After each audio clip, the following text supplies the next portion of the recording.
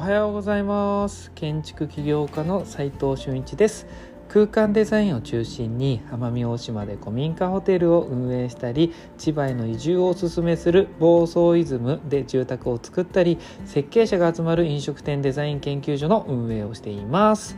この放送では最前線の設計現場での学びを共有しています。今の時代に必要な設計者としての考え方や設計実務に使えるネタをお話ししています。今日はですね、まずはやってみるがなぜ重要なのかというテーマでお話しします。常日頃ですね、思うのはあれこれ深く考えずとりあえずやってみようよというのが斉藤のねいつものスタンスなんですよ。で LINE プロフィールのコメントでもね、まずはやってみようっていうことを書いてあったほどなんです、去年ね。でこれのね本質的な意味をね共有しておいた方がいいかなって思ったので、皆さんにも役立つかなと思ってお話しします。結論から言うと、新しい情報をね得るために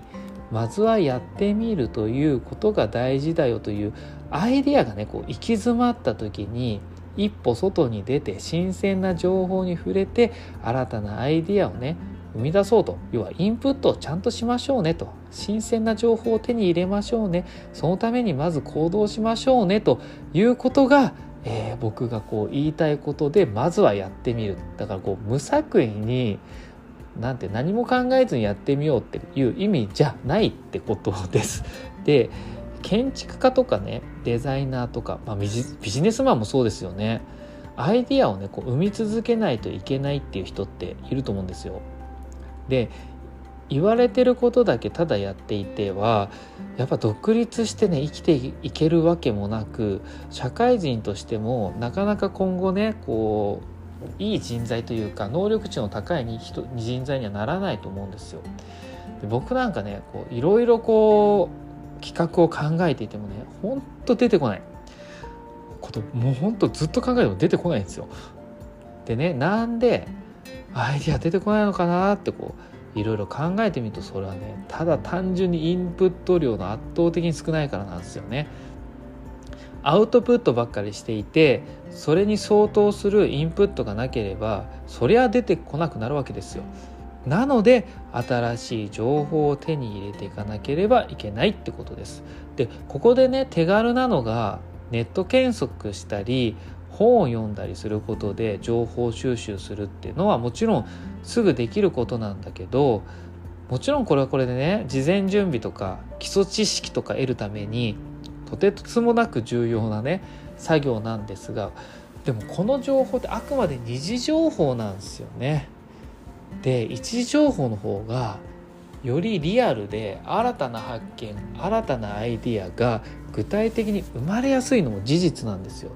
で一次情報って何よっていう分かりづらかったですよね、言葉自体が。すいません。で一次情報って自分でやってみて得た情報だったり、実際にその場所に行って見て感じたことだったり、出会った人とその場で話してみて聞いた情報のこと。そうなんです。まずはやってみるっていうのは一次情報を得るためにまずはやってみるっていう条件付きのまずはやってみるなんですよ。しかもその情報鮮度が高くて加工次第ではねものすごく化ける可能性があるんですよ、一次情報って。これってね面白くって、日常になっている情報、一次情報って気づきづらい性質もあって、いつも目にしていたり得ている、いつも常日頃得ている情報が当たり前すぎるとこの情報気づけなくなっちゃうんですよ。だから普段行かない場所、いつも会ってない人と会うと気づきやすくなるんですよね。これ面白いですよね。発見しました、僕やってみて。で僕が旅行へ行くとき興味がある飲食店とかホテルとか街とかいろいろ見るんですけれども、それと合わせてねやっぱ不動産屋さんにも行くんですよ。そうすると土地の価格だけじゃなくって周辺のね人の感覚値も教えてくれるからいいなと思って行くんですよね。今日はまずはやってみるがなぜ大事かというテーマでお話ししましたが、いかがでしたでしょうか。皆さんもアイデアに行き詰まった時ね、まずはやってみるってことでね、一時情報を手に入れてみてください。それでいいアイデアをねどんどん出してみるといいと思います。最後にちょっとだけお知らせさせてください。飲食店デザイン研究所が監修した建築知識2月号小さな飲食店の作り方という雑誌が発売されています。お知らせ自体忘れてしまっていました。去年の2月の話ですで、インテリアデザインを目指すのであれば他の本と違ってむちゃくちゃ実践的なんで、実務として役立つと思います。ぜひ買ってみてください。実務で学べるインテリアデザインの学校隠れ家では非公開の LINE グループに入っていただき、設計者や施工者のやり取りを見て学んで仕事につなげちゃおうって感じでやってます。設計者として自ら仕事を取っていきたい方は挑戦する価値ありです。まずは無料公開されている LINE のオープンチャットの方の URL を貼っておきますので、興味がある方は覗いてみてください。それでは今日しかない大切な時間を全力で楽しみましょう。建築起業家の斉藤俊一でした。ではまた。